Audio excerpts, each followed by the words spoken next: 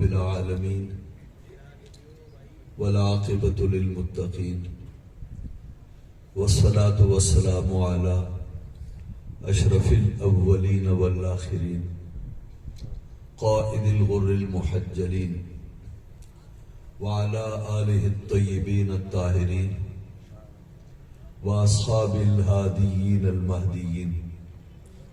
أما بعد فأعوذ بالله من الشيطان الرجيم. بسم الله الرحمن الرحيم. وما أرسلناك إلا رحمة للعالمين.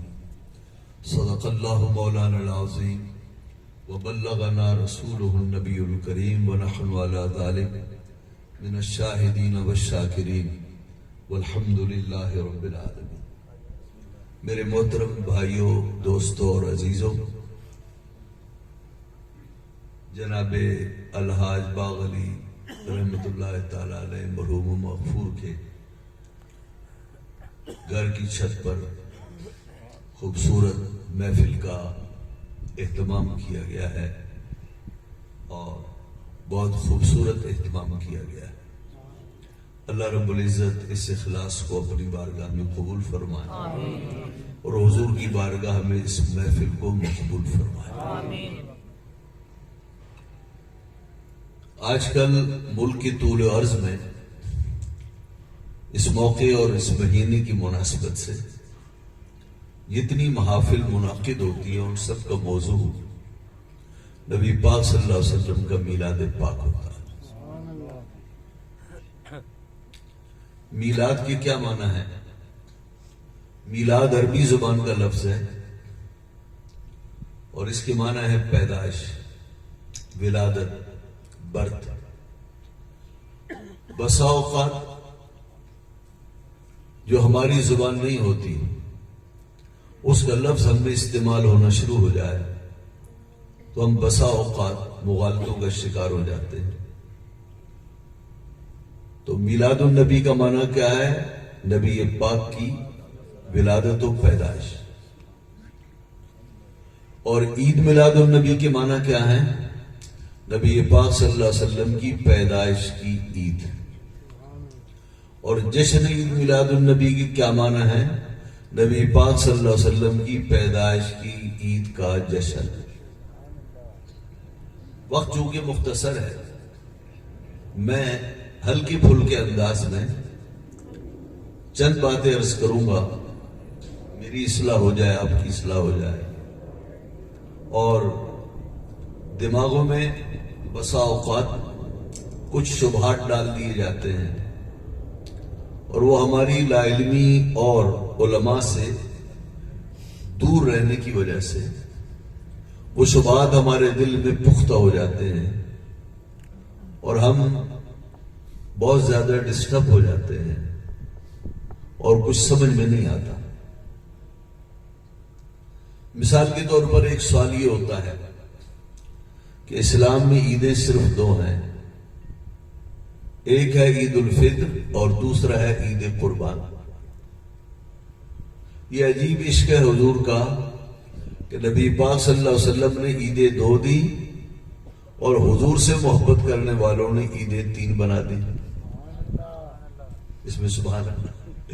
تو یہ سوال ہوتا ہے کہ نبی پاک صلی اللہ علیہ وسلم نے تو ہمیں عیدیں دو دی ہیں، تو حضور جب عیدیں دو دیں تو امت کو دو ہی عیدیں رکھنی چاہیے نا. تو آپ نے تو تین عیدیں بنا دی ہیں، تو تیسری عید کہاں سے آ گئی؟ مجھے تھوڑا سا آپ یہ جواب دے دیجئے، پوچھنے دیجئے، اور آپ اگر جواب دے دیں گے تو یہ جواب آ گیا. یہ فرمائیے، کیا 12 ربیع الاول کو کبھی کسی کو آپ نے عید کی نماز پڑھتے دیکھا؟ تو پھر عید کہاں سے ہو گئی؟ 12 ربیع الاول کو کیا کسی عالم نے، مولوی صاحب نے، پیر صاحب نے یا کسی ان پڑھ سے ان پڑھ آدمی نے یہ کہا ہو کہ آج 12 ربیع الاول عید کا دن ہے لہذا چلو نماز پڑھنے کے لیے؟ کیا کسی کو آپ نے یہ کام کرتے دیکھا؟ پھر الزام کیوں لگاتے ہو؟ اصل معاملہ یہ ہے کہ ہمارے محاوروں کو جا کر ملا دیا شریعت کی اصطلاحوں سے. یہ عید کا لفظ بھائی ہمارا محاورہ ہے، ہم محاورے کے طور پر استعمال کرتے ہیں. ہمارے ہاں محاورات ہیں بہت سے، اور جو محاورے ہوتے ہیں وہ زبانوں کی جان ہوتے ہیں. ان محاورات کو زبانوں سے نکال دیا جائے تو زبان کے پلے کچھ نہیں بچتا. حسن ہے زبانوں کے محاورے. محاورے نکال دو تو زبانیں پھیکی پڑ جاتی ہیں، بانجر ہو جاتی ہیں. مثال کے طور پر ہمارے ہاں ایک محاورہ ہے، کریلا اور نیم چڑھا. آج کل اردو سے لگاؤ بھی کم ہو گیا لوگوں کا. کریلا نیم چڑھا ایک محاورہ ہے. خلیل میاں کب تک فاختہ اڑائیں گے، بکرے کی ماں کب تک خیر بنائے گی، ہے نا محاورے. ایسی ہمارے ایک محاورہ ہے، میرا چاند آ گیا. ماں بیٹے کو کہتی ہے، دیکھ کر کہتی ہے، لو میرا چاند آ گیا. پڑوسن گئے تمہارا دماغ خراب ہے. اگر چاند تمہارے گھر آ جائے، شہر آ جائے، تو پھر تو قیامت ہی آئے گی نا. بھلے چاند جس کا کام آسمانوں پر ہے، اگر وہ زمین پر آ جائے تو بتائیے یہ زمین اس چاند کی کیسے متحمل ہو سکتی ہے؟ تم اپنے بیٹے کو چاند کہہ رہی ہو، یہ تو قیامت کو دعوت دینا ہوا. تو کہا جائے گا کہ چاند سے مراد وہ آسمان کا چاند نہیں، یہ محاورہ ہے جس کے معنی ہے پیارا، حسین. ایسا ہے یہ نہیں؟ میں صحیح کہہ رہا ہوں؟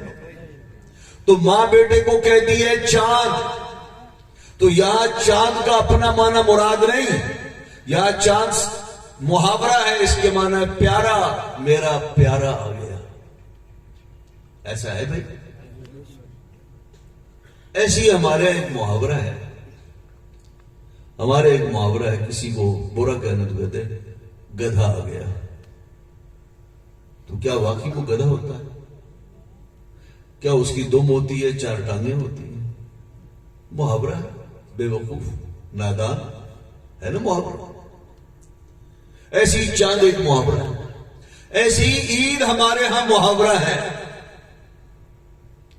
کسی کا جگری یار ہو، بہت اچھا دوست و مخلص، اور سال 6 ماہ کے بعد ملے گے، زندگی میں کبھی ملے، اور آپ خوشی کے مارے گئے، بھائی تیری آمد میرے نزدیک عید سے کم نہیں، آج کا دن تو میرے لیے عید کا دن ہے.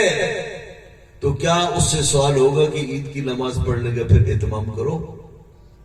اب بول نہیں رہے. نہیں. کیا اس نے غلط کہا کہ آج میرے لیے عید کا دن ہے؟ غلط کہا ہے، محاورہ ہے بھائی. تو محاورے میں عید کے معنی نماز عید نہیں ہے. محاورے میں عید کے معنی ہے خوشی. عید میلاد النبی کے معنی ہے نبی پاک کی پیدائش کی خوشی. بتائیے ہے کوئی مسلمان ایسا کہ نبی پاک کی پیدائش کی اسے خوشی نہ ہو؟ تو ہر مسلمان کو حاصل ہے.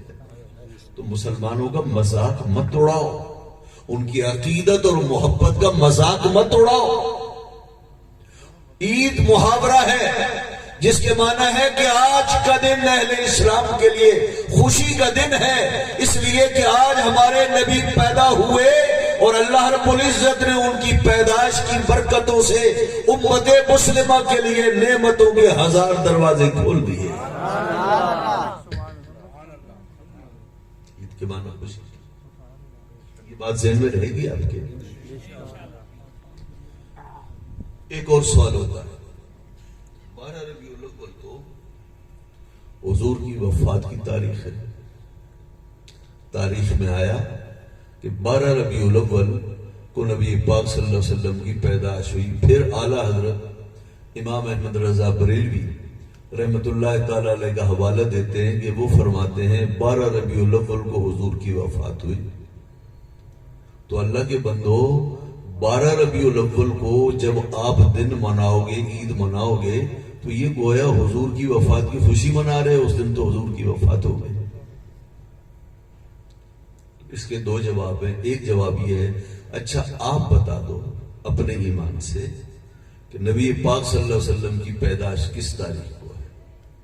تو ہم دیکھتے ہیں پھر آپ اسی تاریخ کو آپ میلاد شریف مناؤ. آپ کو کس نے منع کیا؟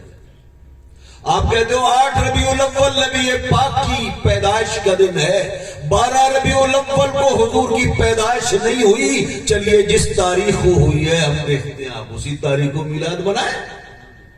اور اگر کو میلاد تو منانا نہیں ہے پھر شرارتیں کیوں کرتے ہو؟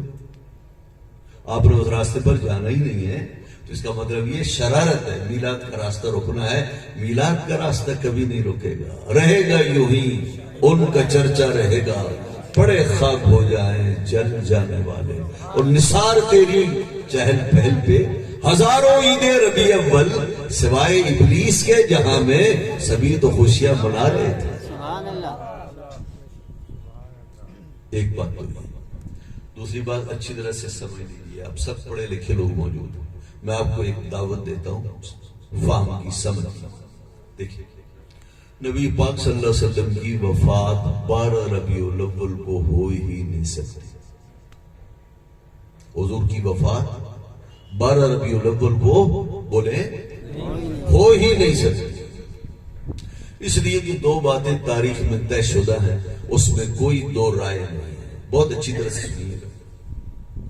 ایک بات یہ طے شدہ ہے, حضور نبی پاک صلی اللہ تعالی علیہ وسلم کی جس دن وفات ہوئی وہ دن پیر کا دن تھا. اس میں 2 رائے نہیں. دوسری بات, نبی پاک صلی اللہ علیہ وسلم نے وصال سے 3 ماہ پہلے آپ نے حج فرمایا اور وہ حج جمعے کے دن تھا. یہ 2 باتیں طے شدہ. یہ سمجھ میں آئی آپ کے؟ سید عالم صلی اللہ علیہ وسلم نے جو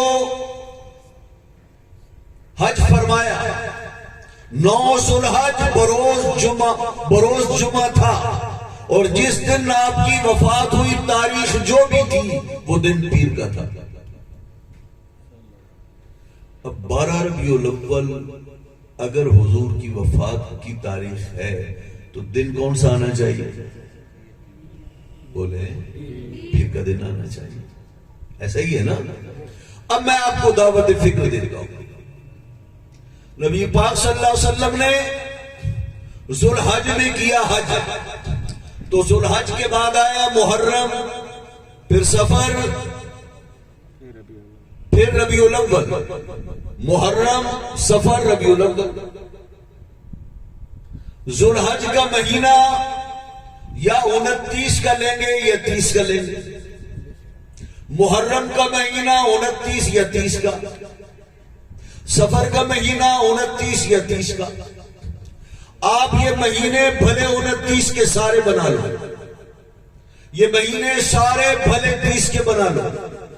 آپ چاہیں تو کچھ مہینے 29 کے کچھ 30 کے بنا دیں. گھر میں پورا آپ چارٹ بنائیے ہر مہینے کا, 29 اور 30 کا بنائیے. 12 ربیع الاول بروز پیر بنے گا ہی نہیں. آپ جائیں اپنی جگہ پر اس کی پریکٹس کریں. آپ 12 ربیع الاول بروز پیر نہیں بنے گا. اگر 12 ربیع الاول آئے گا تو یہ چیلنج ہے ہمارا, پیر کا دن نہیں آئے گا. اور اگر پیر کا دن آئے گا تو 12 ربیع الاول نہیں آئے گا. یہ تاریخی حقیقت ہے. اور اعلیٰ حضرت پر الزام ہے, اعلیٰ حضرت انہی چیزوں کو ذکر کرنے کے بعد, تاریخی حقائق کو بیان کرنے کے بعد فرماتے ہیں اس فقیر کے خیال میں حضور کی وفات 13 ربیع الاول بروز پیر ہو رہی ہے, تو 12 ربیع الاول کو حضور کی وفات نہیں. 12 ربیع الاول کو ہمارے آقا اور مولا صلی اللہ علیہ وسلم کی پیدائش ہے. 12 ربیع الاول کو حضور اس جہان میں تشریف لائے. مفتی محمد شفیع دیوبندی نے بھی یہ لکھا, اور مولانا زکریا جو تبلیغ نصاب والے ہیں سہارنپوری, انہوں نے بھی 12 ربیع الاول لکھا. بڑے بڑے اماموں نے 12 ربیع الاول لکھا. اور اعلیٰ حضرت نے فرمایا حرمین شریفین کے جو وہاں لوگ ہیں, علماء ہیں, وہاں کے عوام ہیں, وہ 12 ربیع الاول کو حضور کا میلاد بناتے ہیں. جہاں نبی پاک صلی اللہ علیہ وسلم کی مکے میں پیدائش ہوئی, اہل ایمان 12 ربیع الاول کو وہاں جمع ہو کر درود و سلام پڑھتے. یہ 2 باتیں. تیسری بات یہ کہی جاتی ہے,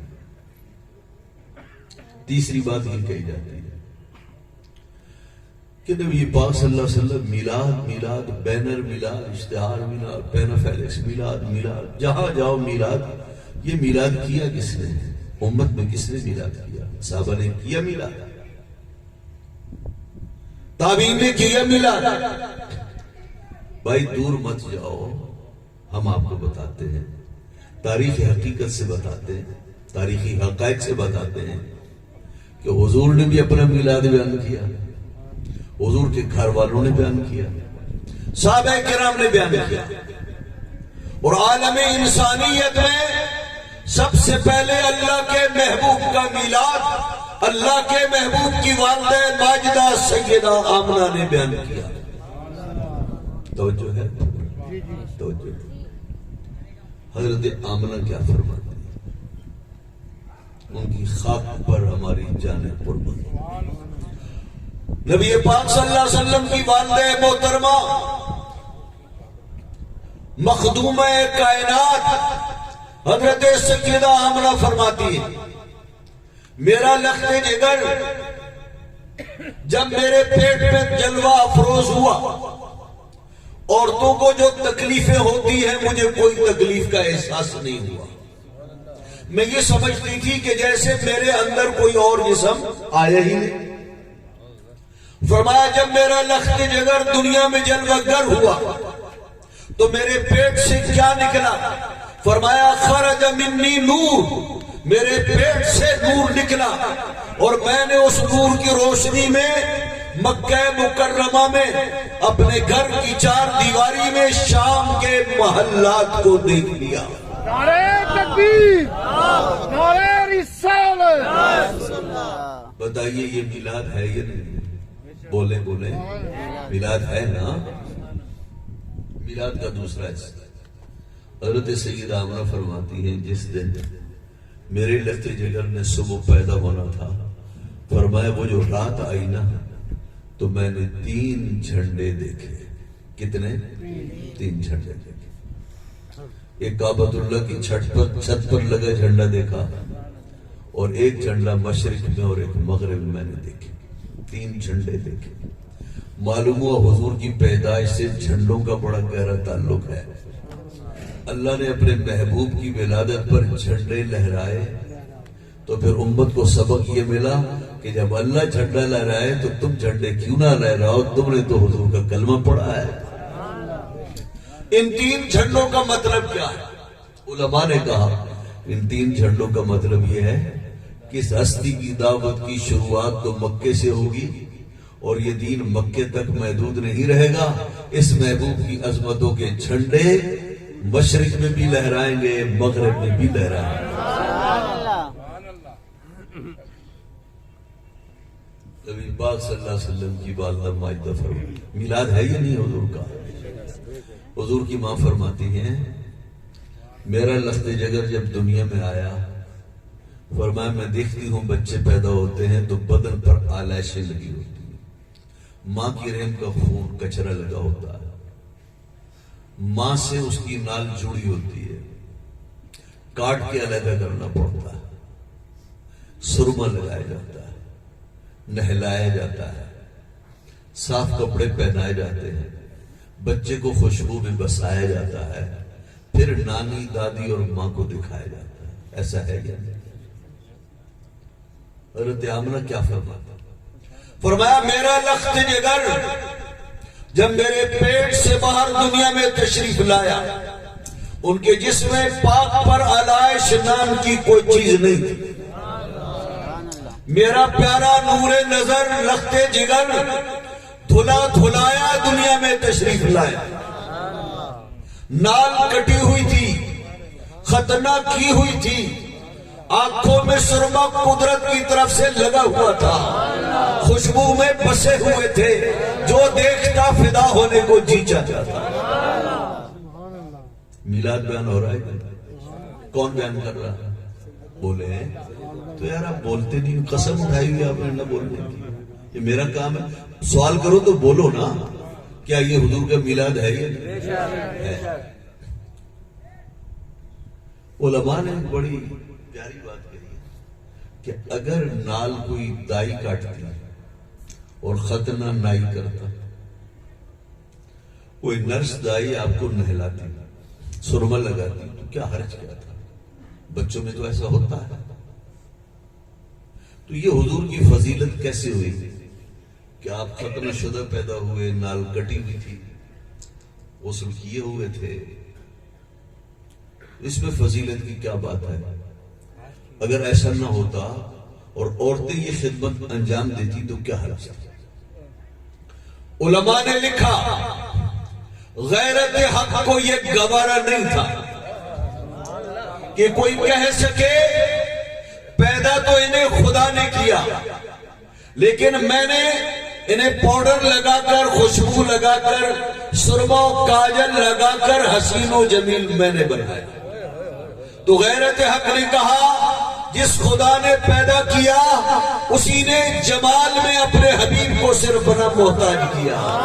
جس نے پیدا کیا تجمل و جمال اسی نے عطا فرمایا. میرا محبوب جیسے اپنی تخلیق میں کسی نائی اور مائی کا محتاج نہیں، میرا محبوب تجمل و حسن میں بھی کسی کا محتاج نہیں.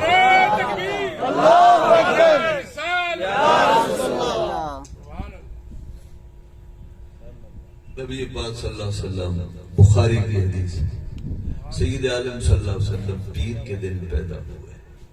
حضور کی ولادت کا بیان ہے یہ نہیں، میلاد بیان ہو رہا ہے نا، امام بخاری بیان کر رہے ہیں. حضور پیر کے دن پیدا ہوئے، ربیع الاول میں پیدا ہوئے، میلاد بیان ہو رہا ہے. علماء نے اس میں بھی گفتگو کی کہ آپ کی پیدائش سے پہلے عالم عرب میں 4 مہینوں کو بہت قدر کی نگاہ سے دیکھا جاتا تھا. انہیں اشہر و حرم کہا جاتا. منہا 4 الحرم، ذوالقعدہ، ذوالحج، محرم، رجب. یہ 4 مہینے بڑی عزت والے مہینے ہیں، انہیں اشہر حرم کہتے ہیں. عرب کی جاہلیت میں ان کا اتنا احترام ہوتا تھا کہ وہ قبائلی نظام تھا وہاں، اور قبائلی نظام والے لوگ لڑائی بہت کرتے ہیں. 8 مہینے تک لڑائی کا بازار گرم رہتا. ان 4 مہینوں پہ جا کر انسانیت سانس لیتی اور ان مہینوں کے احترام کی وجہ سے لڑائی بند ہو جاتی تھی. ربیع الاول کی تو کوئی حیثیت نہیں تھی. اور حضور کی پیدائش سے پہلے جس دن کا اکرام ہوتا تھا وہ آج بھی ہوتا ہے، وہ ہے جمعے کا دن. نہ پیر کی حیثیت تھی اس معاشرے میں، نہ ربیع الاول کی کوئی عزت تھی، کوئی پہچان تھی، اور نہ ہی اس کا کوئی احترام تھا. تو اللہ نے اپنے عالی مقام محبوب کو پیدا کرنا تھا تو ان 4 مہینوں میں سے کسی مہینے کا انتخاب کرتا اور ہفتے کے دنوں میں جمعے کا انتخاب کرتا. تو دنیا کہتی جیسا محبوب تھا اللہ نے ویسے عزت والے مہینے انہیں عطا فرمایا. کیا وجہ ہے؟ غیر معروف مہینے میں اللہ نے پیدا کیا اور غیر معروف دن میں پیدا کیا. تو علماء نے کہا یہی تو بتانا تھا. غیرت حق کو یہ گوارا نہیں تھا کہ میرے محبوب کا تعارف زمانوں کے ذریعے ہو اور لوگ انہیں پہچانے زمانوں سے، اور لوگ کہیں کہ یہ بچہ کتنا خوش نصیب ہے، یہ محرم میں، ذوالقعدہ میں، ذوالحج میں یا یہ رجب میں پیدا ہوا، یہ بچہ کتنا عزت والا ہے، شرف والا ہے کہ اللہ نے اسے جمعے کے دن پیدا کیا. غیرت حق نے بتایا میرا محبوب اپنے تعارف میں زمانوں کا محتاج نہیں. ارے ان کی شان یہ ہے زمانہ تعارف میں ان کا محتاج ہے. دنیا یہ کہے ربیع الاول کیسا عظیم و شان مہینہ ہے، اللہ کے محبوب اس مہینے میں جلوہ گر ہو گئے. پیر کا دن کتنا شاندار دن ہے، ہفتے کے دنوں کا یہ دن پیر ہے کہ اللہ نے پیدائش کے لیے انتخاب پیر کا دن کیا. اللہ یہ چاہتا تھا میرا محبوب زمانوں سے نہ پہچانا جائے، زمانے ان سے پہچانا جائے.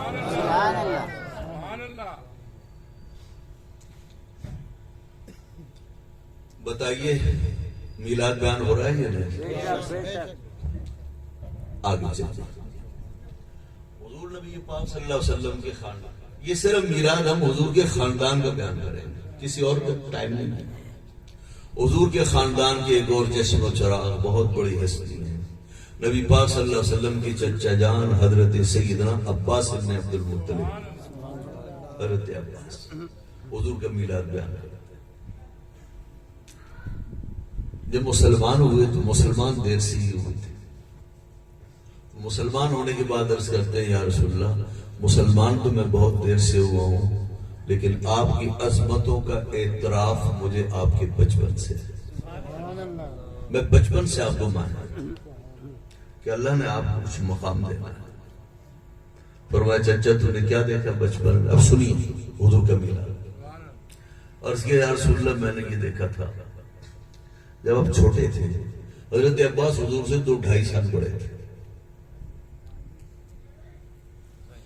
تو عرض کیا یا رسول اللہ میں یہ دیکھتا تھا کہ حضور جھولے میں ہوتے تھے، چاند سے باتیں کرتے تھے، حضور چاند سے باتیں کرتے تھے۔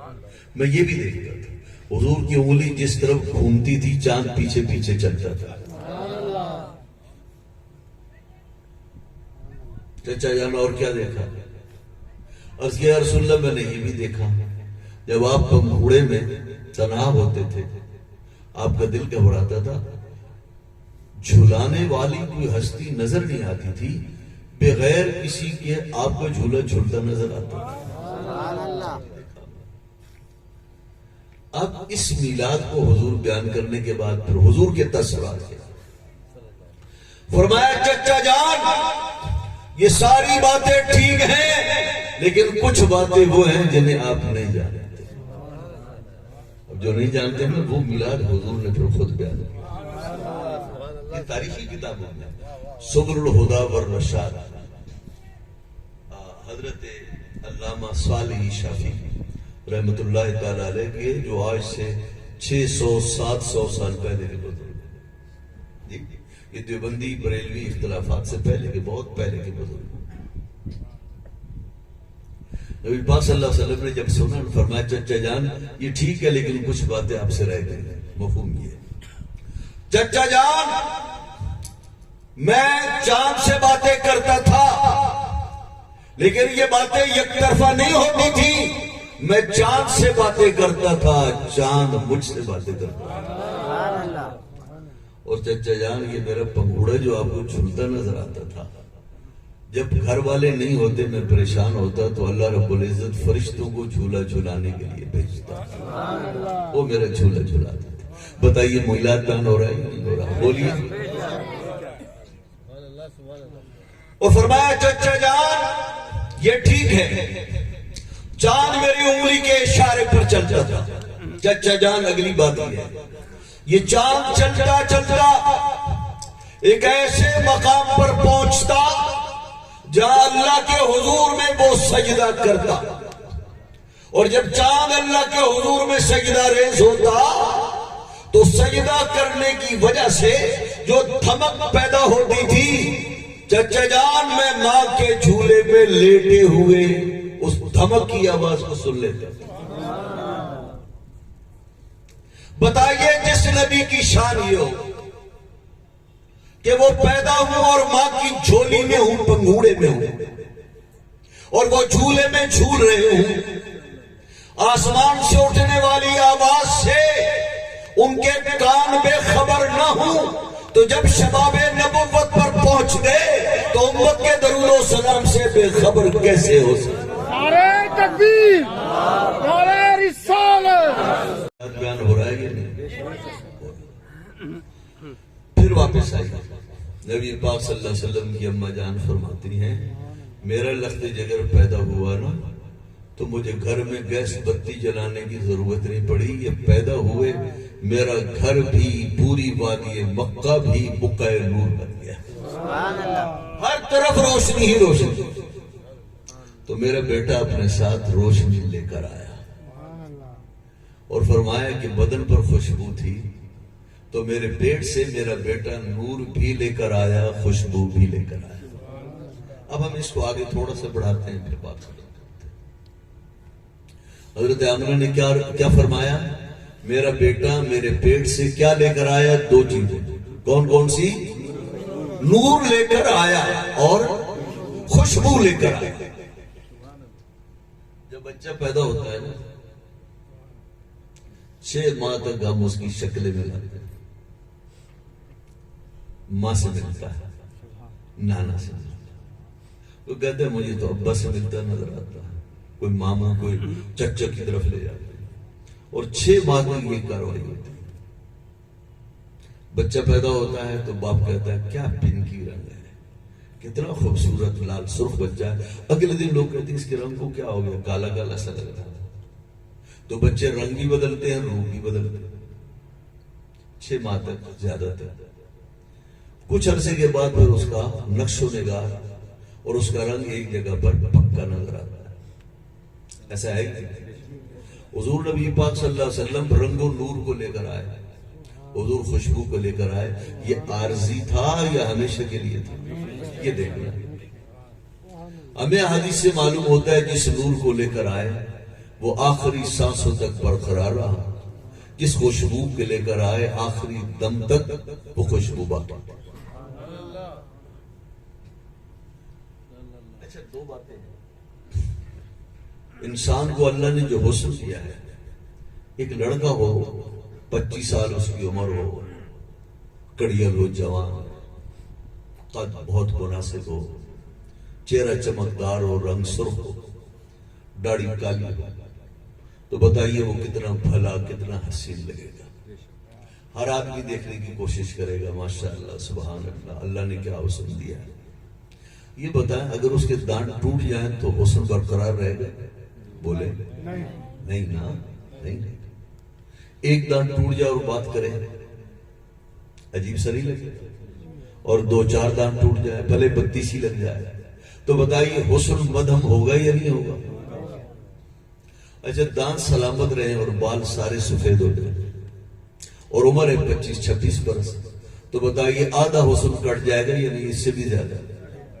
اچھا, دانت بھی چلے جائیں اور بال بھی سفید ہو جائیں تو پلے کیا بچا, کچھ بھی نہیں. ایسا ہے کیا؟ نبی پاک صلی اللہ علیہ وسلم کی عمر گرامی کتنی تھی؟ 63 برس. نور اور خوشبو کو چھوڑیے, اللہ رب العزت نے اپنے محبوب کو جو شباب اور جوانی کا حسن دیا, وہ 63 برس تک وہ حسن و شباب برقرار رہا, اس میں کوئی کمی نہیں ہے. انسان کے چہرے اور جوانی اور اس کے حسن میں 2 چیزوں کا بڑا دخل ہے. میں نے ابھی عرض کیا, دانت سلامت ہو اور بالوں کا رنگ کالا ہو اور سیاہی سلامت ہو. یہ نکال دو تو حسن نہیں پلے رہتا. حضور نبی پاک صلی اللہ علیہ وسلم کے دانت سلامت تھے.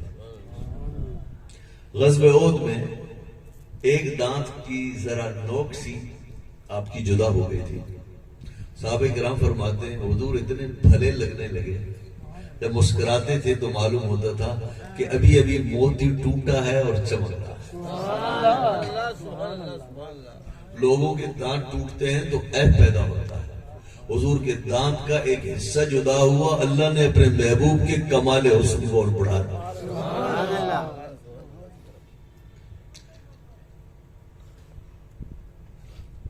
حضور صلی اللہ علیہ وسلم کے چچا کے بیٹے ہیں, حضور کے کزن ہیں عبداللہ ابن عباس رضی اللہ. جب حضور کا انتقال ہوا تو ان کی عمر تھی 10 برس. کتنی؟ تو 10 برس کے بچے کی تو ہوش سلامت ہوتے ہیں نا. تو جب وہ 10 برس کے تھے تو حضور کتنے برس کے تھے؟ 63 برس. اچھا, جب وہ 5 برس کے تھے تو حضور کی کیا عمر تھی؟ 58 سال. اور جب وہ 6 سال کے تھے 69 سال اور 59 سال. اور جب وہ 7 سال کے تھے تو حضور 60 سال کے تھے. وہ 7 سال کے, حضور 60 سال کے. 6 سال کا بچہ, 7 سال کا بچہ, ذہین بچہ ہو, 5 سال کے بچہ, اسے بھی باتیں یاد رہتی ہیں. حضرت عبداللہ ابن عباس کیا کہتے ہیں؟ فرماتے ہیں کانا رسول اللہ صلی اللہ تعالی علیہ وسلم افلج الثنیتین, اللہ کے محبوب کے اوپر اور نیچے کے دونوں دانتوں کے بیچ میں ذرا ذرا سا فاصلہ تھا. یہ سامنے کے دانت اوپر, نیچے کے سامنے کے دانت, فرمایا ان میں حضور صلی اللہ علیہ وسلم کے ان دونوں سنائے میں ہلکی ہلکی سی جھری تھی. جھری سمجھتے؟ جھری فاصلہ. پنجابی میں کہتے ہیں وتھ, سندھی میں بھی وتھ کہتے ہیں. عبداللہ ابن عباس فرماتے ہیں حضور سید عالم صلی اللہ علیہ وسلم جب بات کرتے تھے تو وہ حضور کی جھری بہت حضور پر جچتی تھی. اب ان کا تبصرہ سنو. فرمایا کانا رسول اللہ صلی اللہ تعالی علیہ وسلم افلج السنیتین کانا اذا تکلم یخرج من بین ثنایاہ یخرج کالنور من بین ثنایاہ. فرمایا نبی پاک صلی اللہ علیہ وسلم جب مسکراتے تھے اور جب حضور گفتگو فرماتے فرمایا ان جھریوں سے میں نور کی شعاعیں پھونکتا ہوا محسوس کرتا تھا. نور کی شعاعیں پھونکتی تھی, یہ میں دیکھتا تھا. تو بتائیے اس وقت عمر مبارک کیا تھی؟ 63 سال, 60 سال, 61 سال, 62 سال. بتائیے بڑھاپے کی عمر ہے یہ؟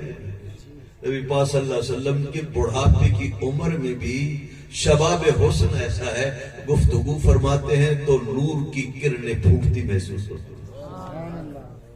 اور دندان مبارک سلامت, آپ کی 32 سلامت, دانت بھی سلامت, دانتوں کا کمال, اس کی چمک دمک بھی سلامت. اور تاریخ کی کتابوں میں اس پر سب کا اتفاق ہے, کوئی اختلاف نہیں. نبی پاک صلی اللہ علیہ وسلم کے سر مبارک اور داڑھی مبارک میں 20 سے زیادہ بال سفید تھے. فرض کیجیے داڑھی مبارک کے حصے میں 10 بال کا سفید آئے, 10 جو ہے وہ سر مبارک کے تھے. کسی کے 100 بال بھی سفید ہو, کالی داڑھی میں تو محسوس ہوتے ہیں, تو 10 بال کہاں سے محسوس ہوں گے؟ معلوم یہ ہوا اللہ رب العزت نے اپنے محبوب کو جو شباب اور حسن عطا فرمایا وہ 63 برس کی عمر تک شباب حسن باقی رہا, قائم رہا. بوڑھے ہونے کے باوجود حضور کا جمال نہیں گیا, حضور کی جوانی نہیں گئی. اس لیے کہ ہر کمال ان کے دامن سے وابستہ ہے, ہر جمال ان کے دامن سے وابستہ ہے.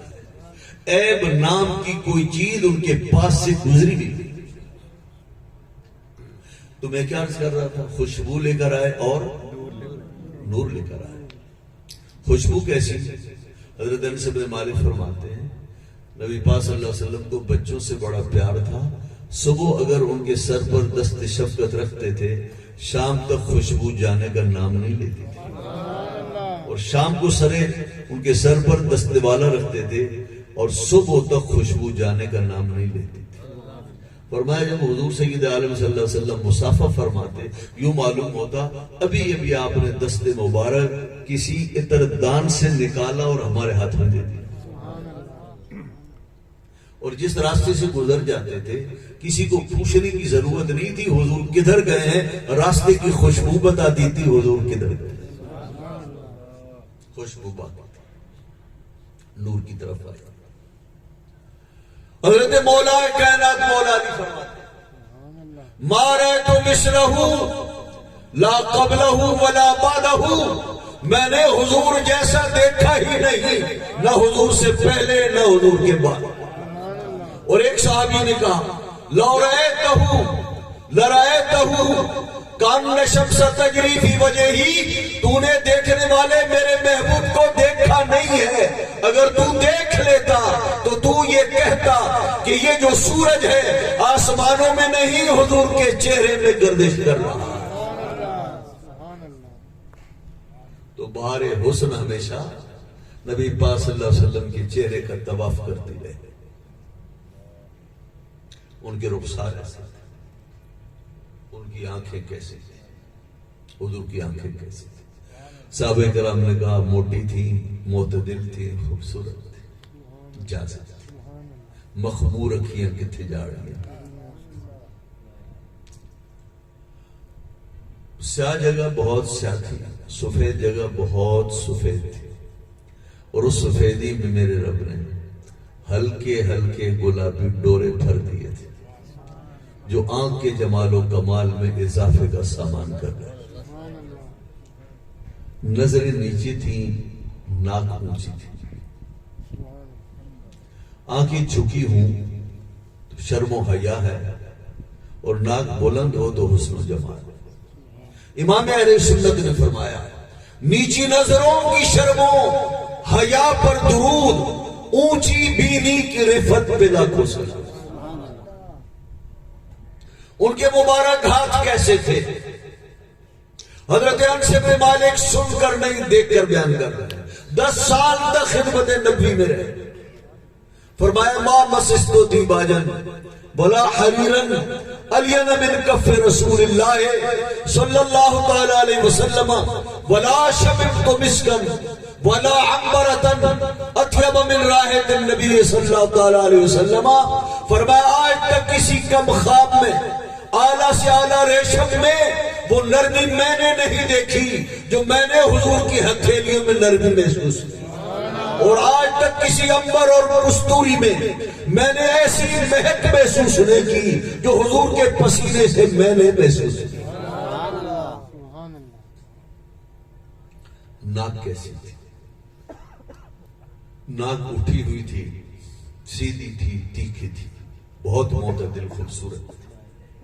لیکن حدیث میں آیا کہ جو اجنبی آدمی دیکھتا نا حضور کو پہلی بار اور ذرا دور سے دیکھتا تو وہ ناک مبارک کو اچھا خاصا اٹھا ہوا محسوس کرتا. وہ سمجھتا کہ ناک مبارک زیادہ اٹھی ہوئی.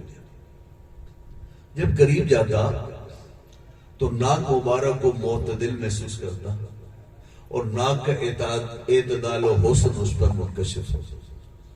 شاہ عبدالحق مودی سے دہلوی سے پوچھا گیا وجہ کیا ہے اجنبی دور سے دیکھنے والا حضور کی ناک کو زیادہ اونچا کیوں محسوس کرتا تھا؟ فرمایا میں بتاتا ہوں کیوں محسوس کرتا تھا. فرمایا کہ اللہ رب العزت نے اپنے محبوب کی ناک پر نور کے پہرے بٹھا دیے. حالہ سمجھتے ہیں؟ حالہ نور کا حالہ نبی پاک صلی اللہ علیہ وسلم کی ناک کا طواف کرتا تھا. دور سے دیکھنے والا ناک مبارک پر اس کی نظر نہیں بلکہ ناک پر مچلنے والے نور پر اس کی نظر پڑتی. وہ سمجھتا کہ ناک بہت بلند ہے، جب قریب آتا تو ناک کا اعتدال اس پر منکشف ہوتا. قدے والا کیسا تھا؟ حضور کا قد کیسا تھا؟ حدیث شریف میں لیس بالقصیر ولا بالطویل الباہی. حضور کا قد چھوٹا بھی نہیں تھا اور بہت لمبا بھی نہیں تھا. حضور کا مناسب لمبا قد تھا. خوبصورت قد تھا، مناسب لمبا قد تھا. آپ کا پیٹ کسی نے باہر نکلتے نہیں دیکھا، اس لیے پیٹ کا نکلنا بھی حسن کو مان کر دیتا ہے. آپ کا قد مبارک درمیانہ لمبا تھا اور اللہ رب العزت نے قد کو یہ اعزاز بخشا کہ لمبے سے لمبوں میں میرے آقا کھڑے ہوتے تو سب سے اونچے نظر آتے.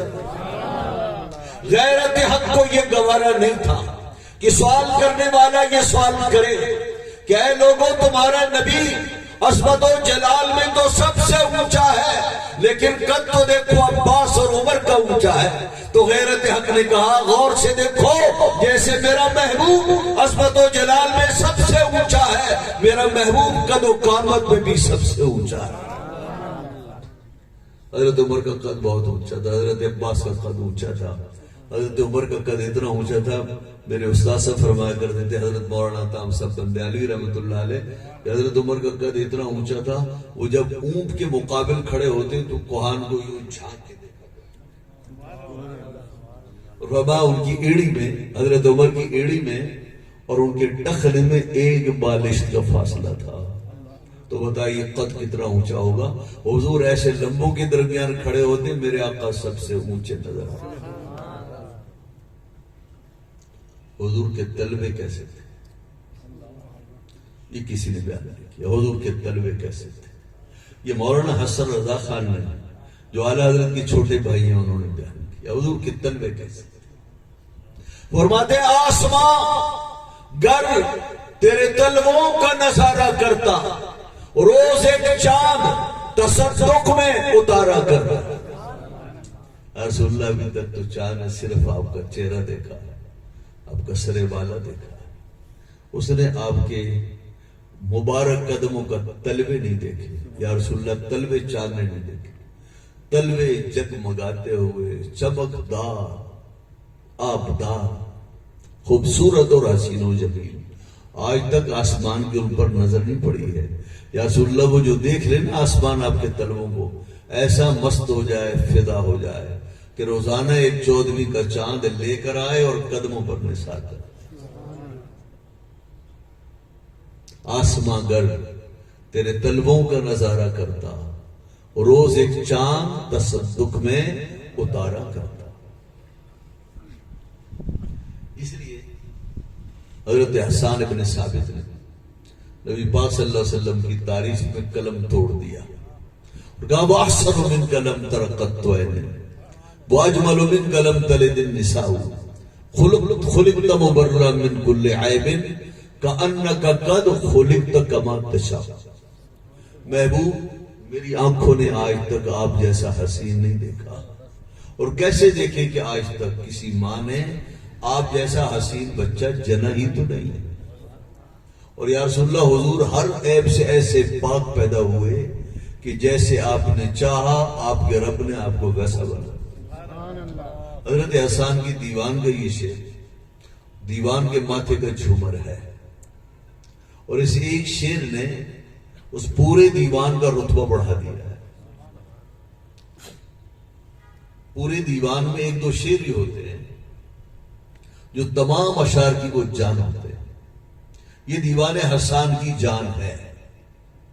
بعد کے شعراء نے اور اللہ نے اسی طرح مقبول کیا, اہل نظر اہل محبت کہ ہاں کہ بعد میں آنے والے عشاق نے ہر زبان میں اس کے ترجمے میں کلام کرنے کی کوشش کی. اعلیٰ حضرت امام اہل سنت نے حضرت حسان کی ترجمانی اپنی زبان میں تیری خلق کو حق نے جمیل کیا اور تیرے خلق کو حق نے عظیم کہا, کوئی تجھ سا ہوا ہے نہ ہوگا شاہ, تیرے خالق حسن و ادا کی کرتا. اور ابھی آپ نے حضرت پیر مہر علی شاہ صاحب کا کلام سنا, سبحان اللہ ما اجملکا ما احسنکا ما اکملکا, کتھے مہر علی کتھے تیری ثنا, گستاخ کیا کتھے جاڑیا. یہ ہے رسول اللہ صلی اللہ تعالیٰ علیہ وسلم کی شان. حضور کے کمالات میں سے ایک کمال یہ بھی ہے کہ آپ کی کمالات کو آپ اپنے بیان سے ختم نہیں کر سکتے. حضور کے کمال کو کما حق کو بیان نہیں کر سکتے. وہ کمال اس کمال کا کمال یہ ہے کہ اس کی کوئی حد اللہ نے مقرر نہیں کی. وہ جمال ایسا جمال ہے جس کے ختم ہونے کی کئی حدود نہیں. آپ کا جمال و کمال نہ پیدا کر کنار سمندر ہے. دنیا میں بڑے بڑے اہل علم آ جائیں, کما حقو نہ حضور کے جمال کو بیان کر سکتے ہیں نہ کمال کو بیان کر سکتے ہیں. تیری خلق و حق نے عظیم کہا, تیری خلق و حق نے جمیل کیا, اور تیرے خلق و حق نے عظیم کہا, کوئی تجھ سا ہوا ہے نہ ہوگا شاہ, تیرے خالق و حسن و ادا کی قسم. اللہ رب العزت اس پیاری محفل کو, حسین محفل کو اور اخلاص پر مبنی محفل کو اپنی بارگاہ میں قبول اور منظور فرمائے, اور سال بھر اس کی برکات ان کرنے والوں کو بیٹھنے والوں کو عطا فرمائے. وآخر دعوانا الحمدللہ رب العالمین.